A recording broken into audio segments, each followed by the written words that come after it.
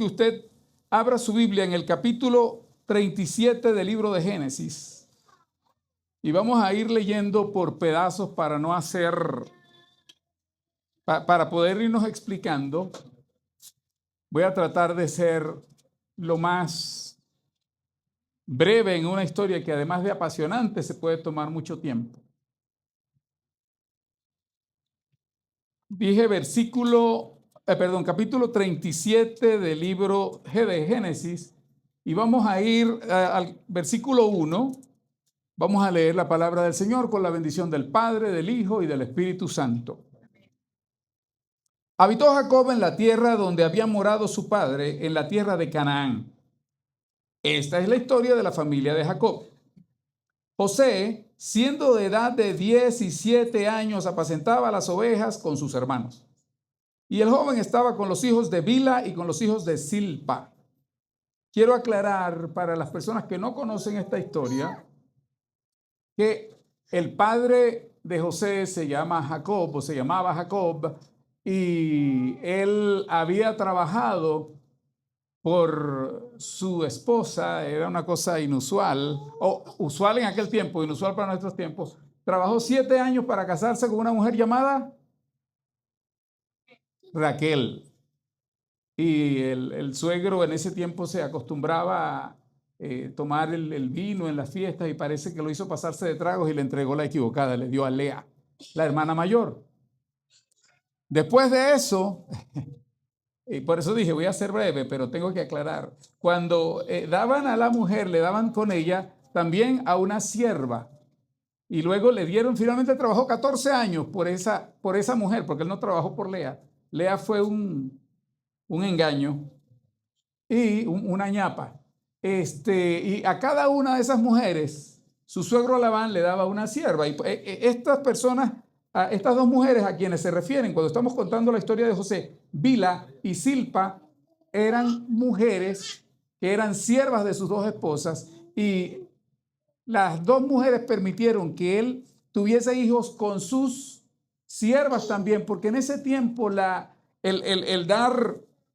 tener hijos era una bendición, no que ahora no lo sea, pero era una cuestión que eche sin medir, que yo pago sin contar. Y entonces, él, continuando con la lectura, él informaba a su padre la mala fama de ellos. Y amaba a Israel a José más que a todos sus hijos porque lo había tenido en su vejez. Aquí no lo menciona, pero también era porque era hijo de Raquel. Era el primer hijo que Dios le daba a Raquel, a la mujer que él realmente, o a la que más amaba. Parece que tenía un corazón grande, pero esta era la que más amaba. Y porque lo había tenido en su vejez y le hizo una túnica de diversos colores. Cuando yo investigaba un poco esto de la túnica, me daba cuenta que hay algunos estudiosos que dicen que podría ser de colores o la connotación podría ser una túnica de manga larga que tenía una connotación de autoridad, tenía una connotación de primogenitura, aunque él era el penúltimo, de alguna manera Jacob lo había puesto por encima de sus hermanos. Y tal vez no intencionalmente o intencionalmente, pero así lo hizo. Porque cuando uno estudia, primero, bueno, este es el chismoso. En Venezuela diríamos este es el sapo. Porque el muchacho venía de una familia bastante disfuncional. Y yo quiero tal vez traer esta característica y ustedes dirán, pero ¿qué tiene que ver estos detalles? Tengo una intención al hablar de estos detalles. Porque lo que quiero que usted haga conmigo mientras vemos la historia de Jacob es que usted vaya viendo la historia de su vida. Y una de las características que tiene Satanás, que el Señor lo reprenda, es que él trata de hacernos pecar, pero no solo por hacernos pecar, sino luego que nos hace pecar, él le encanta exponernos. Y cuando nosotros venimos a la presencia de Dios, a veces no sentimos libertad, porque nos trae ese pensamiento, pero ¿cómo tú vienes a la presencia de Dios con tu brazo tan lavado, date golpes de pecho? Sí, ayer, antier, el año pasado, no sé, hiciste X. Entonces, una de las formas de las batallas que usted y yo vivimos a lo largo de nuestra vida es luchar con el pasado, no entender que la sangre de Cristo nos limpia de todo pecado y que Dios no perdona como perdono yo. O sea, cuando Dios perdona, Dios lo tira a lo profundo del mar, Dios olvida. Y yo voy a regresar al final del mensaje a esto de perdonar y olvidar. Vamos a dejar eso por allí. Y luego, este muchacho en esta etapa, en esta primera etapa, el primer capítulo de la saga que vamos a ver de la vida de José, es un muchacho de 17 años al cual Dios le da un don. En ese momento él tal vez no sabía o no podía explotar el potencial de ese don que le había dado porque a lo mejor no era el momento. Pero Dios, desde esa infancia, desde esa adolescencia de José, le empieza a hablar a través de sueños. Y déjeme decirle que Dios habla a través de sueños. Hay sueños que nosotros pensamos que Dios nos habló y tenemos que recordar si habíamos comido caraotas la noche anterior y discernir. Pero sí, Dios puede hablar a través de sueños. Y él tiene 2 sueños, ¿verdad? Y se los cuenta a sus hermanos. Yo no sé si era ingenuo o simplemente él decía, son mis hermanos, les voy a contar lo que pasó. El asunto es que estos sueños sugerían que él iba a gobernar sobre sus hermanos y va más allá. Luego tiene otro sueño donde el sueño sugiere que todos, incluso su padre y su madre, se van a humillar delante de él. Entonces, cuando usted ve este escenario del capítulo 1, del episodio 1 de la vida de José, usted se da cuenta y puede empezar a entender por qué sus hermanos lo aborrecían. Aparentemente, él era una persona íntegra y por eso iba a su padre y le decía, hey, podríamos leer más, pero yo quiero que usted se lleve de tarea. Vamos a leer no solo el 37, vamos a ir a varios otros capítulos de manera somera, pero si usted lee este capítulo, usted se va a dar cuenta que él veía lo que sus hermanos hacían y él iba a su padre y le decía de la mala fama que sus hermanos tenían. Entonces, en este ambiente, ¿verdad? Se llenan sus hermanos de odio hacia él. Hay cantidad de factores que desde un punto de vista humano lo justifican. Ok, este es el hijo de la otra. Y esto es una realidad que no es un secreto para nosotros. Esta disfuncionalidad que pueda haber y que a veces pueda atacarnos a nosotros como personas, ¿verdad? Bueno, es que mire, yo nací sin padre, o yo nací sin madre, o yo nací en una situación de pobreza extrema, o yo nací resultado de una noche de pasión entre 2 personas que nunca más se vieron. Lo importante, mi querido hermano, en esta primera etapa de la vida de José y en la etapa inicial de la vida nuestra es que no importa de dónde tú vengas, no importa cuál sea la situación en la que tú fuiste concebido. El Dios que permitió que nacieras, lo permitió porque Él tiene un propósito contigo. Bendito sea el nombre del Señor. Y dice que estando José con su padre, sus hermanos estaban pastoreando las ovejas de su padre. Y su padre lo envía. Anda a ver cómo están tus hermanos. Anda a saber de ellos y me traes reporte. Y cuando él va a buscar sus hermanos, hay varias cosas en la vida de José que a lo largo de esta serie de capítulos que vamos a ver en la medida en que el tiempo nos los permita, usted se da cuenta que hay principios que rigen la vida de José. Imagínese usted que yo le diga, ve a ver a tus hermanos que están en Boulder. Si usted se da cuenta, él no protestó ni un momento. Él no dijo, ya va. Estoy viendo el Instagram, estoy jugando Minecraft, estoy viendo la serie. No, él salía, o sea, era un muchacho obediente. Y sígame porque luego usted se da cuenta que cuando él va a buscar a sus hermanos, él llega a donde debían haber estado y no están. Si usted se fija en esto, hay otra característica importante. ¿Qué hace usted si su mamá lo envió a comprar el pan y usted llegó y no había? Se reza, no había. Mamá, no había pan. Oye, pero no pudiste haber cruzado allá al otro lado, a Walmart. Usted me dijo que era Save-A-Lot. Entonces, dése usted cuenta la naturaleza de este muchacho. Es un muchacho diligente. Consigue a alguien y le dice, no, mira, ellos se fueron, ya no están aquí, pero vete que los vas a conseguir en otra parte. Era diligente. Era diligente. Él perfectamente pudo haberse devuelto. Papá, la noticia es que no están. Luego de esto, usted se da cuenta que si seguimos en el capítulo 37, él llega ya donde están sus hermanos dicen, aquí lo tenemos. Aquí lo tenemos. Y ¿sabe usted lo que pensaron? El pensamiento inicial no fue, vamos a agarrarlo y le damos una golpiza y lo hacemos prometer que nunca más nos va a sapear. Ellos dijeron, vamos a matarlo. Vamos a matarlo. Y su hermano mayor, Rubén, tratando de salvarlo, el que tenía un poquito más de juicio, dice, no, vamos a tirarlo aquí, en la cisterna. Y bueno, le decimos a papá que desapareció. Y la intención de él, dice la Biblia, era venir luego y rescatarlo. Sigue la historia, lo tiran a la cisterna. Y me llama la atención, estoy yendo a ciertos detalles que me parecen importantes en esta primera etapa, que los hermanos lo tiran a la cisterna y se sientan a comer. Quiere decir que no estaban preocupados. Su conciencia no les remordía. Él era, por parte de su padre, su hermano. Y normalmente nosotros a nuestros hermanos menores tratamos de protegerlos. Bueno, estos no.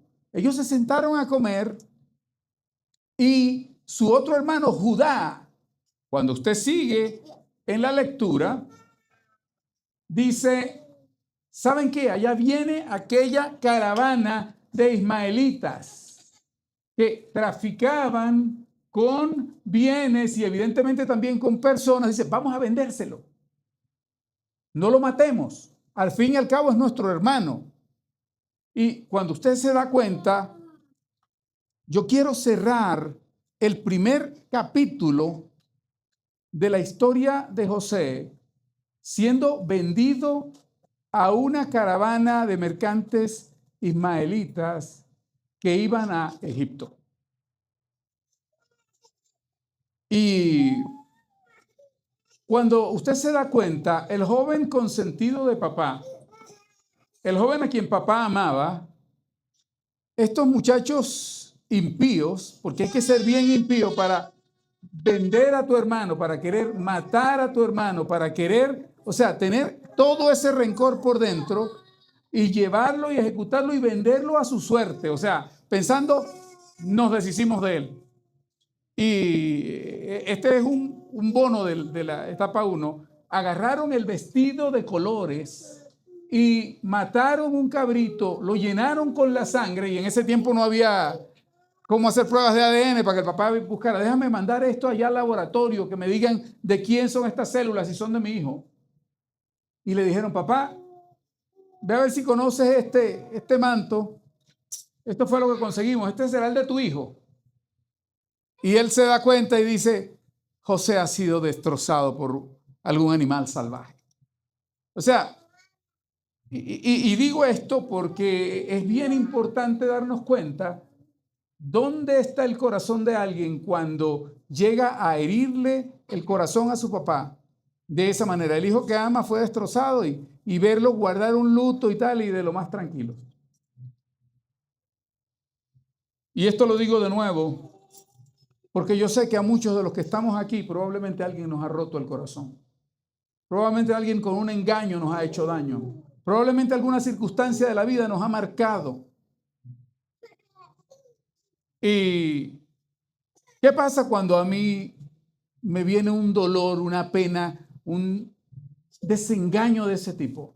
Se da cuenta que normalmente lo que el ser humano hace es amargarse, es llenarse de dolor, es llenarse de rencor. Es decir, algún día yo los encuentro. Mira, daré vueltas como la maldición que usaban en la Biblia. Así me hagan los dioses y así me añadan. Hablábamos de Elías en la lección pasada.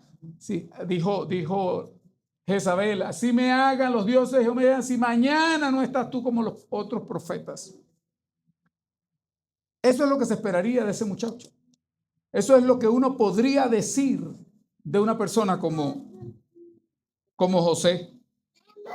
Y realmente es bien importante que nosotros tengamos eso en cuenta a la hora de que eso nos pueda marcar, que eso pueda de alguna manera, a veces uno no solo la paga con quien se la hizo, que a veces me la hace, decíamos cuando yo estaba pequeño, me la hace un inglés y la paga un francés. A veces vengo yo bravo con mi esposa por lo que sea, porque no me hizo el desayuno. En mi caso no me puedo poner bravo por eso, se la hago soy yo. Pero por la razón que sea, estoy molesto y me llega alguien, ay, no me saludes, que ando. ¿Qué pasó? Pero la realidad es que este muchacho tenía toda la razón de estar en esa circunstancia. Ahora, podríamos, esto va de tarea para su casa. Si usted lee el capítulo 39, los versos 1 al 6, se consigue con que José llega a Egipto y en el capítulo 2 es vendido como esclavo. Ahora, piense usted, las cosas van de mal en peor.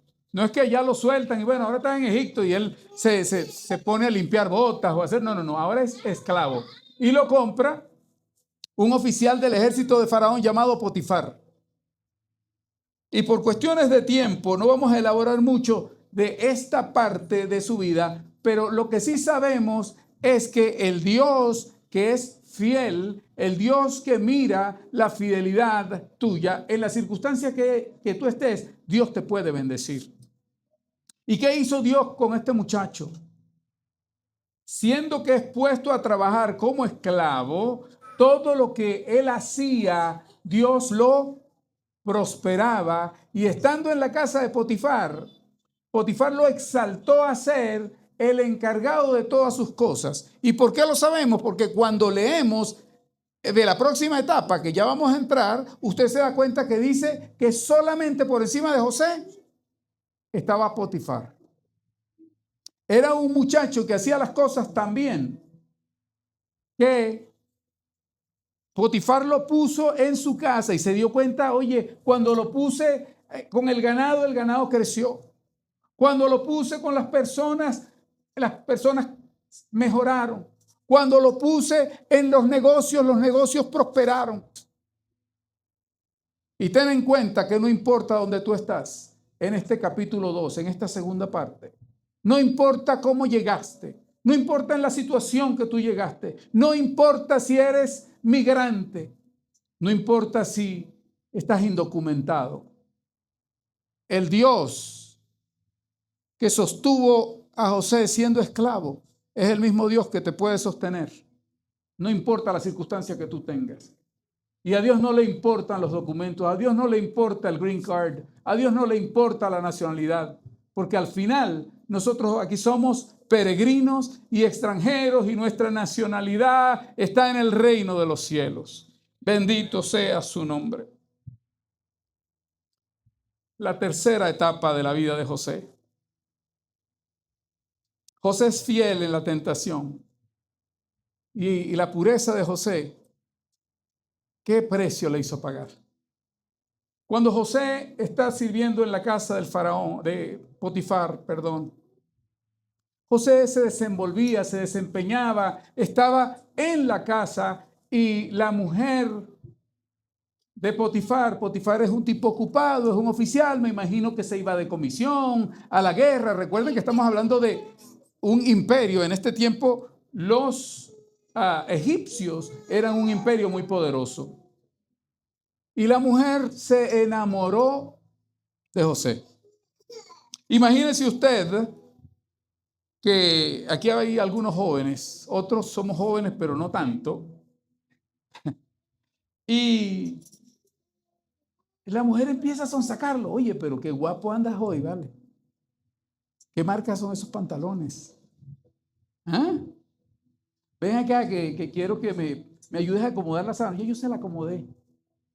Y empezó a sonsacarlo y a sonsacarlo. Y la Biblia dice, cuando usted lee el capítulo 39, que ella reiteradamente lo hacía. Póngase usted en el lugar de él. Oye, la mujer del jefe. Gracias, señor coronel. Ya está. Ahora voy a dormir hasta tarde. Y si usted se da cuenta, nosotros, aunque no nos toca la mujer del jefe, pero puede tocar otra cosa. De repente, ay, papá, conseguí la forma de que me paguen hasta las 6 de la tarde y trabajo hasta las 4. Conseguí, oye, como Daniel sale a las 6, le dejo la tarjeta y él me la poncha. Y bueno, ¿qué tiene que ver? Eso no es malo. Dios nos mandó a ser astutos. Y hay algo que se llama integridad. Y nosotros como cristianos, eso creo que es uno de los objetivos que tenemos que tener. Ser íntegro es hacer lo correcto cuando nadie nos ve. Porque a veces, bueno, me voy a otro país. Bueno, señor, aquí puedo relajar un poco la norma. O sea, yo soy cristiano en Venezuela o en Estados Unidos, pero aquí, oye, yo recuerdo que fuimos a China. Y en China, yo no había visto tal grado de depravación. En China hay unas cosas que dicen, pase para darle un masaje. Pero son masajes mucho más completos. Tal vez no entendemos nosotros la traducción. Y cargábamos un intérprete de chino a inglés. Y la persona que hablaba inglés en el grupo era yo. Y él, pero delante estaba mi esposa, estaba la esposa de varios de nosotros, mi hermano. Y mire, los vamos a llevar a donde unas mujeres. Yo le digo, hey, ¿tú no me estás viendo que estoy con mi esposa? ¿Qué tiene de malo? ¿Qué tiene que tu esposa sepa? Y digo, wow. La norma es un poco más suave. Entonces, hermano, no importa donde tú estés. Es bueno que entiendas que integridad es ser fiel donde quiera que estés, cuando te ven, cuando no te ven. Tú tienes que saber que Dios allí está. Y el salmista lo ilustra de una manera sencilla. Dice, si me voy a lo profundo del mar, allí me guiará tu mano. ¿Dónde me puedo escapar de la presencia de Dios? ¿Dónde puedo yo estar que yo diga, bueno, aquí sí sé, esta cámara de plomo, este salón insonorizado, aquí no está Dios, voy a pecar aquí y me salgo y Dios ni se enteró? Entonces, dése cuenta, mi hermano, que él enfrenta esa circunstancia y la mujer es tan atrevida que, claro, yo tengo que leer entre líneas en la Biblia y dice que estaban solos en la casa y la mujer aprovechó y dijo, este es el día, hoy no se salva. Y la mujer se acercó a él y lo agarró. O sea, no lo agarró así que ven acá, no, lo agarró por la ropa y él decidió correr y dejarle la ropa. Y esa ropa fue el elemento que la mujer usó para acusarlo y decir que él trató de abusar de ella. Mira, este hombre se me desnudó aquí, mira, aquí dejó la ropa. Y él perfectamente podría haberse tratado de defender. Pero usted no se da cuenta que José dijo, mentira, mentira, y yo salí corriendo, que pregunten, no. ¿Dónde terminó? En el próximo capítulo, y vamos volando porque el tiempo no nos ayuda. Pero la idea es llegar al punto que creo que es lo que Dios nos quiere decir con cada uno de estos capítulos de la vida de José. Entonces llega José a la prisión. Y si usted se pone a darse cuenta, si usted se fija al detalle, se repite la historia. El Dios que prosperó a José en la casa de Potifar, cuando llega a la cárcel, Dios le da gracia en la cárcel. Y estando en la cárcel, él llega a ser el que gobierna a todos los presos. el jefe de la cárcel lo pone a ser encargado de todos los presos. Entonces, si usted se da cuenta, hermano, la fidelidad y la integridad en el largo plazo pagan. Y estamos hablando de la tierra. Y es importante que yo estoy haciendo esto en un por ahora en un entorno meramente mundano, de acá, del planeta Tierra, de nuestra vida. Porque si nosotros hablamos de las recompensas eternas, por supuesto, son mucho más interesantes. Y le pido que, así como lea estos capítulos de Génesis, léase el capítulo 11 de la epístola a los Hebreos, que yo creo que le escribió Pablo, pero esta es una discusión para otro mensaje. Dese cuenta usted la cantidad de gente que la epístola menciona y que si usted se da cuenta desde nuestro punto de vista son unos grandes fracasados y están en lo que se llamaría el salón de la fama de la fe. Entonces, hermano, no importa lo que te diga la gente, no importa cuando la gente te señale, no importa cuando estás en el trabajo y la gente dice tú si eres gafo. Yo recuerdo que estando aquí, a mí me aprendí una palabra que me enseñaron los compañeros de trabajo, que era camellar. Yo no sabía que eso era. Camellar y coyotear. Y lo que se referían era al hecho de que tú tienes que buscar la manera de hacer lo menos posible. De en tu trabajo, si te puedes esconder un rato, si puedes marcar más tarde, si puedes tomar lo que no te corresponde, eso es ser vivo. Y por eso a veces pasamos por bobos. Hace unos meses discutía con unos compañeros de trabajo y me decían, lo que pasa es que tú eres una persona que te gusta adular. A ti te encanta que te vean hacer. Y recuerdo que hay una que dice ser cristiana. Y yo dije, esta es la primera que yo voy a sacar de la discusión. Y yo le dije, ¿sabes qué pasa? Que yo todo lo que hago, lo hago como para el Señor. Entonces puede ser que yo trabaje para un jefe, para una persona, pero realmente yo lo hago para el Señor. Ojalá que tú empieces a hacerlo. Entonces, ¿qué es lo que pasa, hermano? Usted puede estar en la circunstancia donde esté. Si no le gusta el trabajo, hermano, váyase del trabajo, porque el Dios que le dio ese le va a dar otro. Pero entienda que la fidelidad de Dios está con usted solo y solo si usted aprende a quien usted le sirve. Solo y solo si usted aprende que independientemente que usted esté en el peor momento de su vida, el peor trabajo de su vida, el peor momento de toda su carrera, está en un país que no es el suyo, no importa, porque Dios lo ve y lo recompensa donde quiera que usted está. Y en este capítulo, él empieza a hacer nuevamente uso de ese don que Dios le dio. Cuenta la historia bíblica, el relato bíblico, que cayó preso el panadero del rey y el copero del rey. Y por supuesto, ellos estaban condenados a muerte, ambos. Y cuando tienen sueños, seguramente alguien en la cárcel, recuerde que José gobernaba sobre todos, le dice, tú sabes que la otra vez yo soñé, y José me dijo lo que era y me salió. ¿Verdad? Déjame contarle. Y ambos le cuentan sus sueños a José. Y cuando José escucha los sueños de ellos, se los interpreta.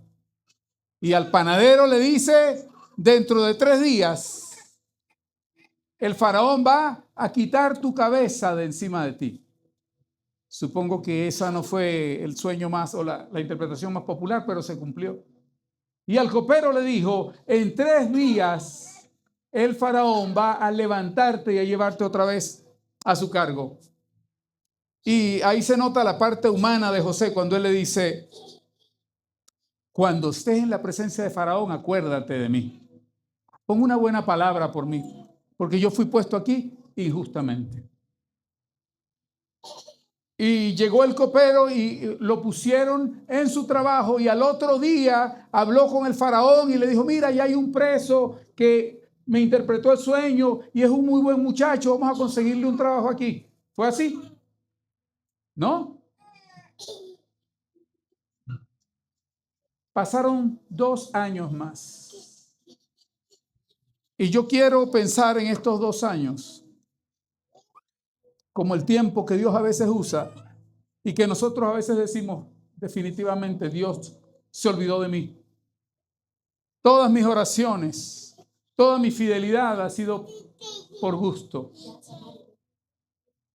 Como dijo en su momento Asaf, en vano he lavado mi corazón. Todo esto lo he hecho en vano porque a todo el mundo le va bien. ¿Y cuántos de ustedes no les ha pasado? Oye, pero mira aquel, mira lo que hace. Lo vi metiendo unos muebles allá en cabina en un carro y se los llevó y mira, lo tienen de jefe. O mira el otro y mira aquel. Y no se da cuenta que resulta ser, hermano, que cuando Dios te da una palabra, Él la va a cumplir. Y cuando Dios tiene un propósito para ti, Él lo va a cumplir. Y cuando Dios te da un don, tienes que usarlo. Y a veces uno dice, pero ¿qué don tengo yo? Yo no sé hablar. Moisés dijo que no sabía hablar. ¿Y sabe usted lo que logró Moisés? No subestimes lo que Dios te dio. No tengas en vano eso que Dios puso en tu vida. No dejes que el tiempo de Dios no llegue porque tú lo estorbes. Pero José contó los sueños se cumplieron. ¿Y qué pasó? 2 años de espera. Yo estoy seguro que hubo lágrimas. Yo estoy seguro que hubo frustración. Yo estoy seguro que hubo momentos en que él en la presencia de Dios dijo, Señor, ¿qué pasa? Me vendieron mis hermanos, aquella me calumnió, ahora le doy el sueño a estos y no pasa nada. ¿Qué pasa? Pero cuando tú derramas tu presencia delante de tu rostro en la presencia de Dios, tú sabes que Dios te oye y cuando tú sientes su presencia, tú dices, no importa que la cosa no funcione, no importa que no se ha dado todavía, no importa que no lo vea, pero Dios cumple.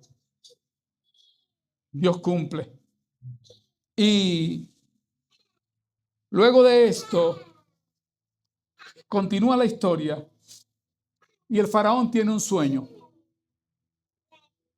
Bendito sea el nombre de Dios. Faraón tiene un sueño y lo cuenta a sus sabios. Y los sabios no saben interpretar el sueño. Y es allí con toda la conmoción que recuerda el copero, aquel muchacho en la prisión que le dijo su sueño y el del panadero, y va donde el faraón y le dice, Faraón, ahora recuerdo un joven, y le cuenta, y no vamos al detalle, pero el faraón dice, mándenlo a buscar. Mándenlo a buscar. Y cuando buscan a José y lo ponen en la presencia de Faraón, y el faraón le cuenta el sueño. Y él le dice la interpretación. Que él llega y el faraón le dice, ajá, ¿qué hacemos entonces? Bueno, faraón, busque una persona llena de sabiduría que pueda administrar estos 7 años de abundancia que vienen y que pueda entonces tener suficiente producto para que no fallezca el pueblo de hambre durante los 7 años de escasez. El faraón le dice, ¿quién como tú? O sea, si vamos a buscar a alguien lleno de sabiduría, ¿quién como tú para hacer eso? Y pasa de ser aquel muchacho odiado por sus hermanos, calumniado por una mujer y enterrado en la cárcel, a ser el virrey, se podría decir, el primer ministro. Solamente por encima de él estaba el faraón. Y sabe, yo podría decir ahorita, hermanos, este fue su premio. Este fue el momento donde se cumplió el propósito de Dios. Este fue el momento de exaltación, pero yo no creo que ese fue. Porque Dios te va a poner en lugares cuando tú estés listo, donde tú puedas liderar, donde tú puedas dirigir. Pero No es eso lo que Dios quiere. Eso es parte del propósito. Pero tú tienes que entender que eso que Dios te da, cuando te lo da, no te hace mejor que el otro. No te hace que empieces a ver al otro por debajo del hombro. No te hace, yo soy mejor, a mí Dios me usa, a mí Dios me habla. Yo no puedo seguir andando con el mismo grupo. Yo no puedo irme a los juegos de los Rockies, yo soy demasiado espiritual. Allá van a haber gritos que a lo mejor son... Hermano, cuando Dios te ponga en una posición de exaltación, recuerda que el que se humilla y el que se exalta será humillado. Y quiero cerrar con la parte que quiero que me pongas más atención. José está gobernando Egipto. Vienen los 7 años de abundancia, tal como él lo había anunciado. Y él administra esa abundancia. Él se convierte en un gran administrador, un gerente, construye almacenes, almacena el grano. O sea, se preparó de una manera muy inteligente para enfrentar los tiempos que venían. Y esto me hace pensar en lo malo, pensando en nuestros países, que a veces tenemos tiempos de abundancia y tiempos donde sobra y lo que hacemos es malgastar. Cómo me duele pensar en la riqueza que tiene mi país y cómo la hemos dilapidado durante los años, porque no entendemos el principio de que cuando Dios me bendice, yo tengo que saber que tengo que prepararme para un día lluvioso, que tengo que prepararme porque donde quiera que viene abundancia va a venir escasez. Pero cuando viene la escasez fue una escasez sobre toda la tierra. Y la escasez vino a la tierra donde estaba Jacob y los hermanos de José. Por eso cuando a veces pasan cosas que no entiendes, por eso cuando pasan cosas que parece que no tienen sentido, cuando tú dices definitivamente, en Venezuela decimos yo estoy salado, somos el coyote y yo. O sea, no me sale nada bien. Tú tienes que entender, estás en una etapa. Si eres fiel en esta etapa, Dios te va a recompensar cuando venga el tiempo.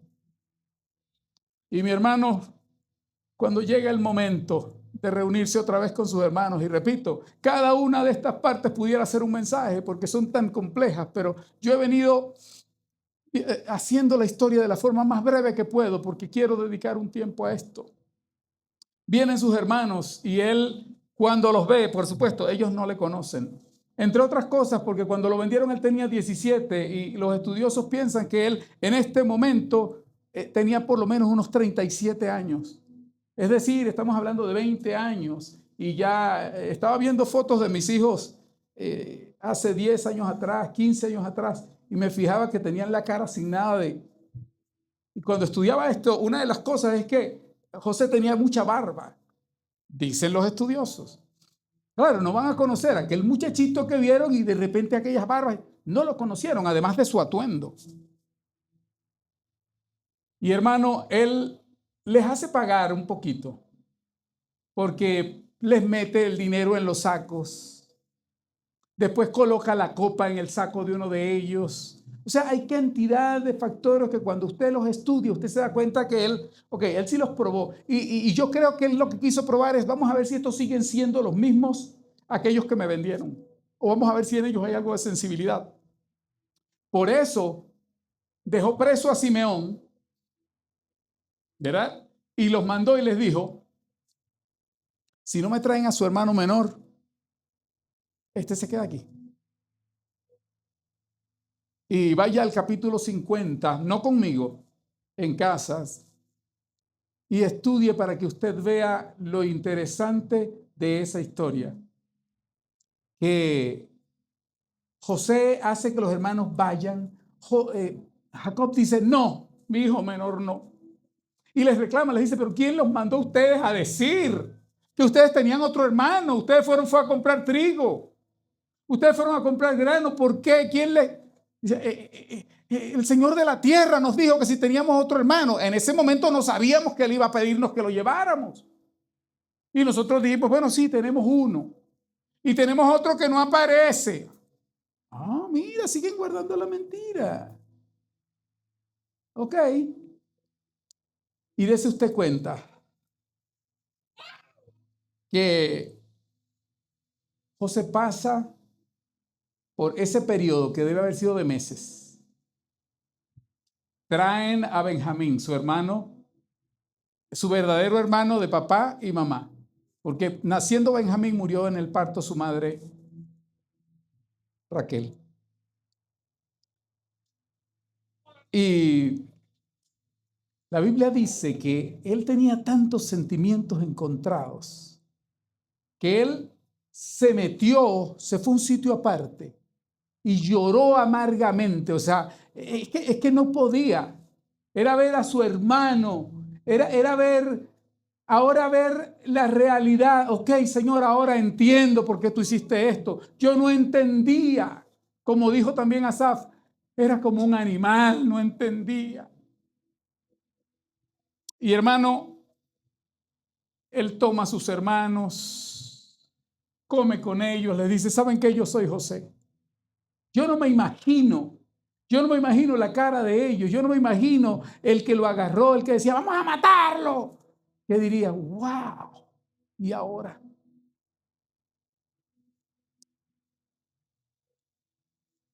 Pero en José no había odio, en José no había rencor.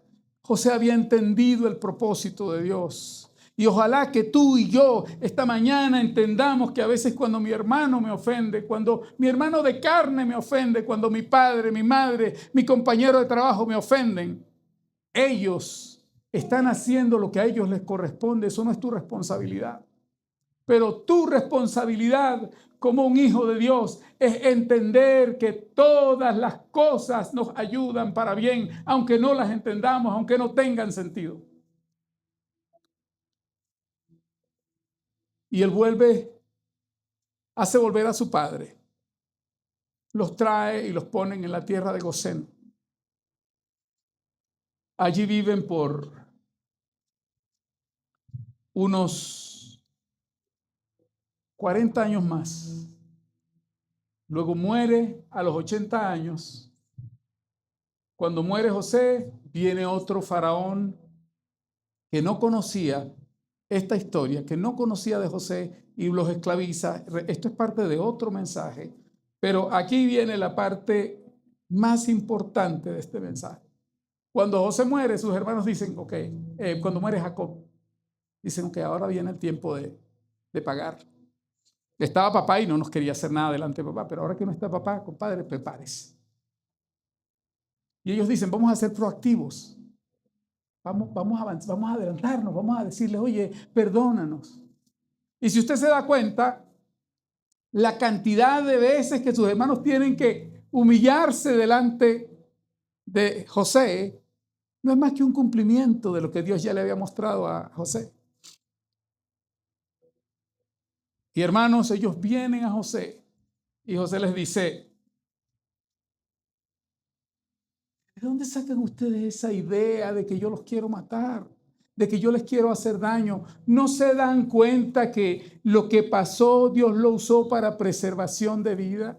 ¿No se dan cuenta que existía un propósito para cada una de estas cosas que a mí me pasó? Lo que ustedes me hicieron, me lo hicieron para mal, pero Dios ya tenía establecido que era lo que Dios iba a usar para salvarlos incluso a ustedes, para seguir cumpliendo el propósito que Dios le había dicho a Abraham. Yo voy a hacer de ti una gran nación. Y estos poquitos que estaban ahí son el resultado después de lo que Moisés sacó hacia el desierto desde Egipto. Y hermano, yo no sé cuál es tu situación esta mañana. No tengo una idea. Y si te digo la verdad, no tengo interés en saber cuál es la etapa de tu vida en la que tú estás ahorita. ¿Estás empezando apenas? ¿Estás en la infancia, en la adolescencia? ¿Estás en la parte donde sientes que te sientes traicionado? ¿Estás en la parte donde tal vez sientes Dios me está exaltando? ¿Estás tú viviendo el momento que tú dices, yo creo que esto no tiene ningún sentido? ¿Qué hago yo tan lejos de mi casa? Mi familia está por allá. ¿O qué hago yo? Mi pareja está por allá. Mi pareja me dejó. Mis hijos me aborrecen. Te has llenado de rencor.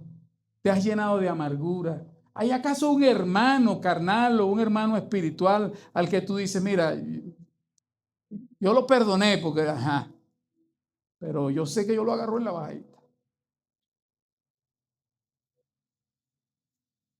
Dios nos trajo esta mañana y todo esto lo hice.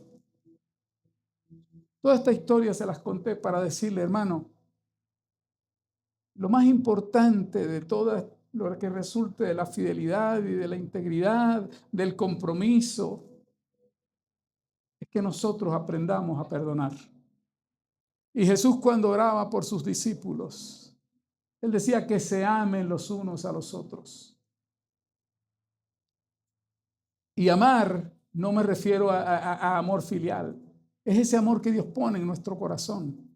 Que desaparezca de nuestro corazón todo rencor. Hermano, cuando tú te llenas de rencor, tú no creces.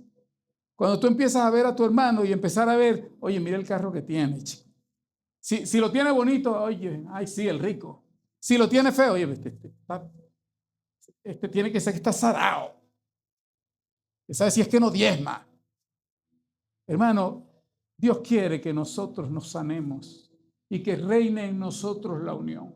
Porque hoy somos un poquito, pero nosotros somos los que vamos a hacer que Dios levante una iglesia poderosa en Aurora, Colorado. Pero no van a ser de rencores, no van a ser de críticas, no van a ser de una iglesia que esté señalándose el uno al otro y que no, si viene este hermano yo no voy. Y si no, si van para la casa de este yo no voy. No, voy para, hermano Milton, ¿va a ir Daniel para el Bujeco? No, yo no voy. Hermanos, el mundo tiene que ver que nosotros realmente nos amamos y que nuestra matemática no funciona. Cuando la gente diga qué absurdos son, una regaladera, son unos tontos. Hermano, la matemática de Dios funciona a la inversa. Usted le quita 2 y le vienen 4.